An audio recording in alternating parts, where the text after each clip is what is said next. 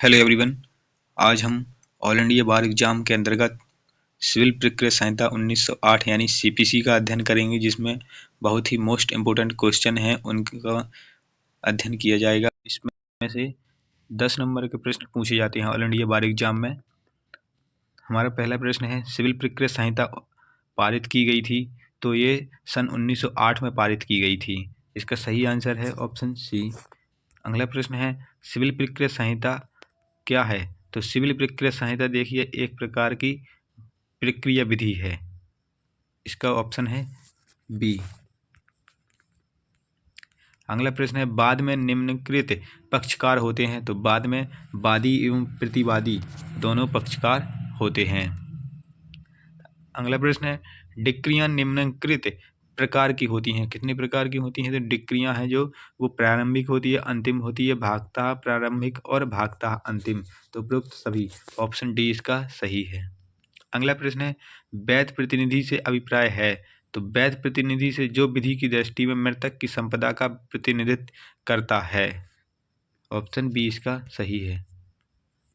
अगला प्रश्न है, मध्यवर्ती लाभ का अर्थ क्या है? तो मध्यवर्ती लाभ का अर्थ है ऐसा लाभ जो संपत्ति पर दोषपूर्ण कब्जा रखने वाले व्यक्ति को वस्तुतः प्राप्त हुआ है या वह मामूली उद्यम से प्राप्त कर सकता था।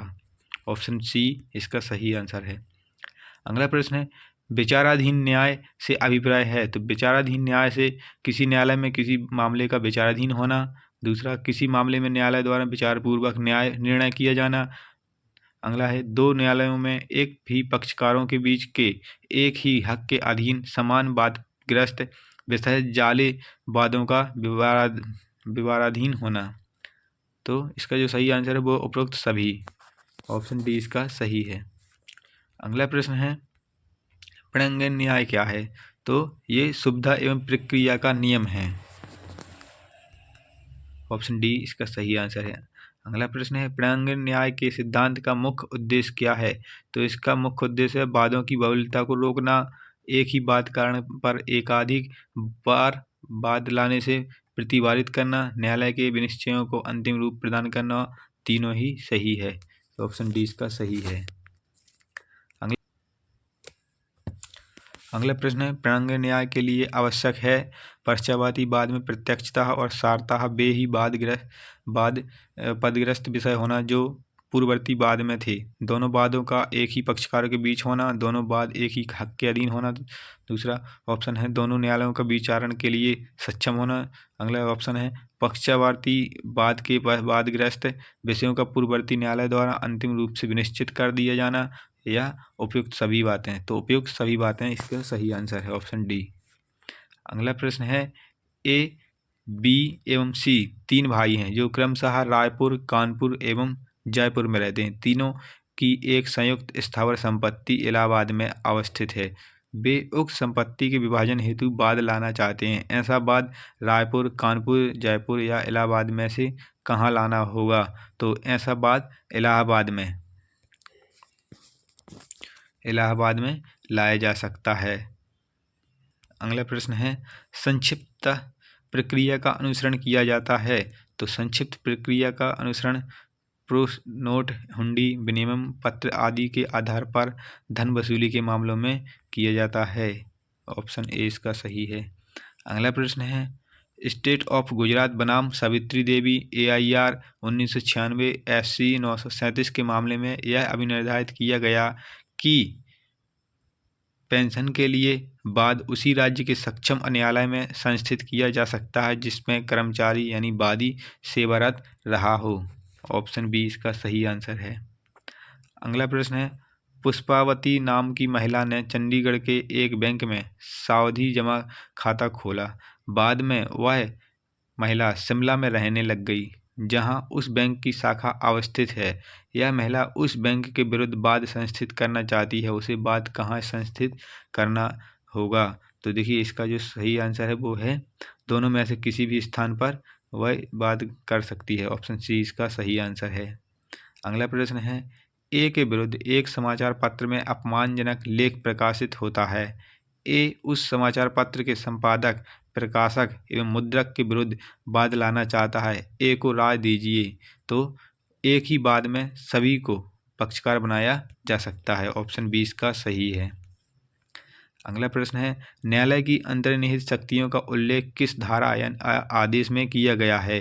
तो धारा 151 में न्यायालय की शक्तियों का उल्लेख किया गया है। ऑप्शन 20 का सही है। अगला प्रश्न है, ए ने अपना एक परिसर बी, सी एवं डी को किराए पर दिया। ए उनके विरुद्ध परिसर निष्कासन का बाद लाना चाहता है। बाद उसके विरुद्ध लाना होगा, तो बाद देखिए तीनों के विरुद्ध लाना होगा। ऑप्शन ए इसका सही है। अगला प्रश्न है, चार भुजा एक छोटा सा कस्बा है। वहाँ एक सार्वजनिक मंदिर है जिसकी संपत्ति को उसी गांव का एक व्यक्ति क्षतिग्रस्त करने वाला है। गांव के निवासी उस व्यक्ति के विरुद्ध स्थायी व्यादेश का एक बाद लाना चाहते हैं। क्या बाद में गांव के सभी लोगों को पक्षकार बनाया जाना आवश्यक है, अथवा उनकी ओर से कुछ व्यक्ति प्रतिनिधि बाद ला सकते हैं? यदि प्रतिनिधि बाद ला सकते हैं तो सिविल प्रक्रिया संहिता के किन प्रावधानों के अंतर्गत बाद ला सकते हैं? तो आदेश 1 नियम 8 के अंतर्गत वो बाद ला सकते हैं। अगला प्रश्न है, ए की एक भूमि पर बी, सी एवं डी ने अतिक्रमण कर दिया। उसने तीनों के विरुद्ध एक बाद संस्थित किया।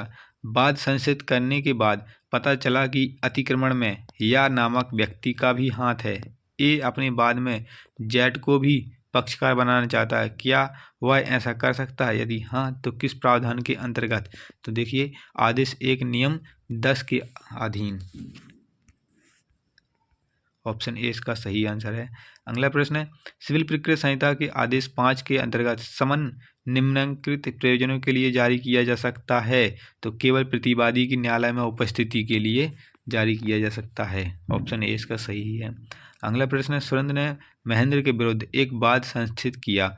महेंद्र ने बाद में जारी किए समन को लेने से इनकार कर दिया। उसकी इनकारी का कौन सा कारण गलत है? तो देखिए इसका जो सही आंसर है वो है समन में महेंद्र का व्यवसाय अंकित नहीं था। ऑप्शन 20 का सही है। लक्ष्मीबाई बनाम केसरीमल जैन 1995 MPL J 105 के मामले में क्या अभिनिर्धारित किया गया था? तो इसमें कहा गया था कि समन के साथ बाद पत्र की प्रति संलग्न किया जाना वैध तामील के लिए आवश्यक है। ऑप्शन सी इसका सही है। अगला प्रश्न है, सिविल प्रक्रिया संहिता में समन की तामील रजिस्ट्रीकृत डाक से कराए जाने की व्यवस्था की गई है। बताइए किस प्रावधान के अंतर्गत? तो इसका जो सही आंसर है वो है आदेश 5 नियम 9। अगला प्रश्न है, वह कौन सा प्रकरण है जिसमें समन की प्रति परिसर के बाहर चिपकाकर उसकी तामील किए जाने को पर्याप्त माना गया? ऐसी परिस्थितियों में जिनमें प्रतिवादी पत्नी मकान के अंदर होने से उस पर तामील नहीं हो सकी और पति ने समन लेने से इनकार कर दिया। तो इसका जो सही आंसर है वो है मीरा रानी दे बनाम गोस्वामी AIR 1977 कलकत्ता 372 1 के केस में है। ऑप्शन 20 का सही है। अगला प्रश्न है, मनीषा ने जयपुर प्रवास के दौरान लक्की स्टोर से कुछ सामान खरीदा। बाद में पता चला कि वह सामान नकली था। मनीषा लक्की स्टोर के विरुद्ध नुकसानी का बाद लाना चाहती है, पर लक्की स्टोर अब पूर्व स्थान से हट गया है और उसका वर्तमान पता मनीषा श्रीवास्तव को ज्ञात नहीं है। लेकिन लकी स्टोर के विरुद्ध जारी समन की तामील कैसे कराई जा सकती है? मनीषा को उचित राय दीजिए। तो इसके लिए मनीषा को समाचार पत्र में प्रकाशित कराकर आदेश 5 नियम 20 का उपयोग करना होगा। ऑप्शन सी इसका सही है। अगला प्रश्न है, अभिवचन से अभिप्राय है। तो अभिवचन से अभिप्राय है बात पत्र या लिखित कथन। ऑप्शन डी इसका सही है। अगला प्रश्न है, सिविल प्रक्रिया संहिता में कुल 51 आदेश एवं 158 धाराएं हैं। अगला प्रश्न है, सिविल प्रक्रिया संहिता के आदेश 7 नियम 11 में बाद पत्रों को अस्वीकार किए जाने के आधारों का उल्लेख किया गया है। निम्नलिखित में से कौन सा आधार इन आधारों में सम्मिलित नहीं है? तो इसका जो सही आंसर है वो वादी को वैकल्पिक कार्यवाही करने का विकल्प प्राप्त होना, ये आधार सही नहीं। अगला प्रश्न है, अंतराविवचनीय बाद यानी इंटरप्लीटर सुइट से अभिप्राय है। तो किसी बात का केवल प्रतिवादियों के बीच होना। अगला प्रश्न है लिखित कथन अर्थात प्रतिवाद पत्र यानी जवाब दावा। देखिए जवाब दावा है जो प्रतिवादी द्वारा प्रस्तुत किया जाता है। ऑप्शन डी इसका सही है। अगला प्रश्न है ए बी के विरुद्ध 1000 रुपये के विनिमय पत्र यानी बिल ऑफ एक्सचेंज के आधार पर वाद लाता है। बी ए के विरुद्ध 500 रुपये का एक निर्णय धारण करता है। क्या बी उक्त राशि को मूल राशि में से प्रतिसादित स्कट ऑफ करा सकता है? तो इसका जो आंसर है वो है हाँ। ऑप्शन बी इसका सही है। अगला प्रश्न है ए बी के विरुद्ध 5000 रुपये की वसूली का एक वाद लाता है। बी का यह कथन है कि ए उसके यहाँ से 4000 रुपये मूल्य का कपड़ा व 2000 रुपये नकद ले गया था। इस प्रकार बी के ए की ओर 1000 रुपये लेने निकलते हैं। राय दीजिए कि बी को क्या करना चाहिए? तो इसका जो सही आंसर है वो है उसे अपने लिखित कथन में ही 1000 रुपये की वसूली के प्रति दावा यानी काउंटर क्लेम प्रस्तुत कर देना चाहिए। ऑप्शन बी इसका सही है। अगला प्रश्न है वाद की सुनवाई के दिन वादी एवं प्रतिवादी दोनों अनुपस्थित रहते हैं। ऐसी दशा में न्यायालय क्या आदेश पारित करेगा? तो वाद खारिज कर देगा। ऑप्शन बी इसका सही है। अगला प्रश्न है वाद की सुनवाई के दिन प्रतिवादी अनुपस्थित रहता है जिससे उसके विरुद्ध एक पक्षीय आदेश पारित कर दिया जाता है। प्रतिवादी अनुपस्थिति का कारण दर्शित करते हुए एक पक्षीय आदेश को अपास्त कराने हेतु एक प्रार्थना पत्र प्रस्तुत करता है। अनुपस्थिति का उसका कौन सा कारण पर्याप्त नहीं है? तो इसका जो सही आंसर है उसका अधिवक्ता किसी अन्य न्यायालय में व्यस्त था, ये पर्याप्त कारण नहीं है। ऑप्शन ए इसका सही है। अगला प्रश्न है एक सिविल न्यायाधीश ने पत्रावली की आदेशिका पर ही एक पक्षीय मामले का निर्णय लिख दिया।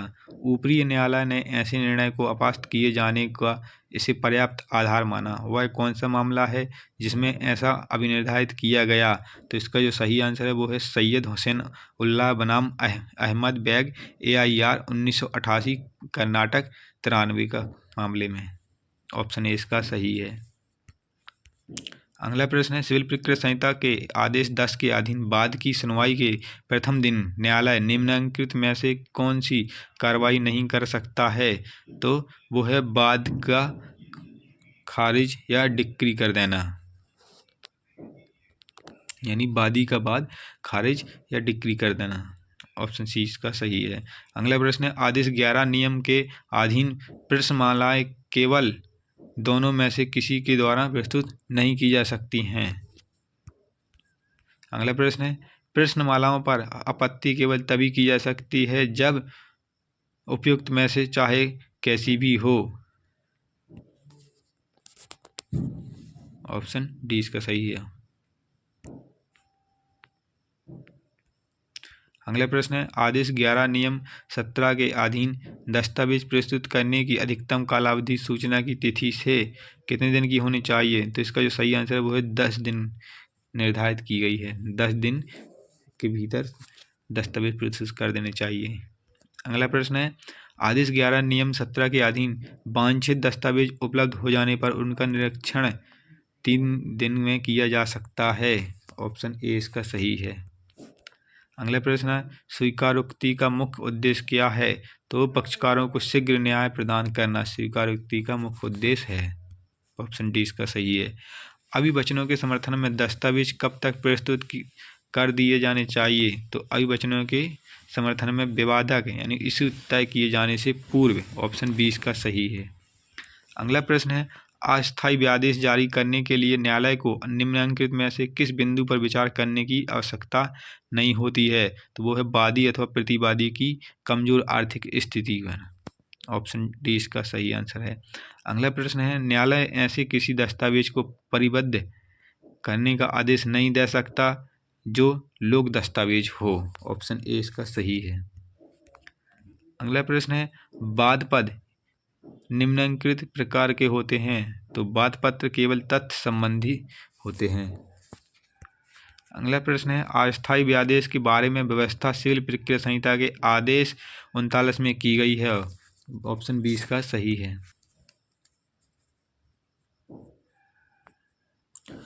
अगला प्रश्न है, बाद पदों की विरचना करना न्यायालय के कर्तव्य हैं या न्यायालय का कर्तव्य है? तो ऑप्शन डी इसका सही है।